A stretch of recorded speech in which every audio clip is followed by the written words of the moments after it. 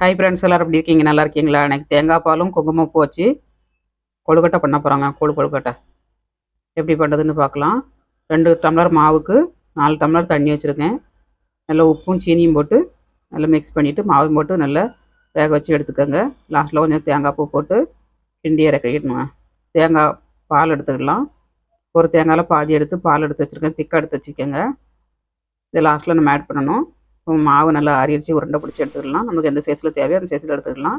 அப்புறமா ஒரு கடாயில் சீனி நம்ம இனிப்புக்கு தேவைப்படி சீனி எடுத்துக்கோங்க. ஏலக்காய் போட்டு நல்லா கொதிச்சதுக்கப்புறம் நம்ம உருட்டி வச்சுருக்க உருண்டையில் ஆட் பண்ணிடணுங்க. உருண்டையெல்லாம் ஆட் பண்ணதுக்கப்புறம் ஒரு ஸ்பூன் மாவை கரைச்சி நம்ம ஊற்றினோம்னா நல்லா திக்காயிரும். அதுக்கப்புறமா அதுக்கு வெந்ததுக்கப்புறம் நம்ம பாலை ஆட் பண்ணி கிண்டி இறக்கிடணுங்க. லாஸ்ட்டில் குங்குமப்பூ போட்டிங்கன்னா குங்குமப்பூ தேங்காய் பால் கொழுக்கட்டை ரெடிங்க. வீடியோ பிடிச்சிருந்தா லைக் பண்ணுங்கள்.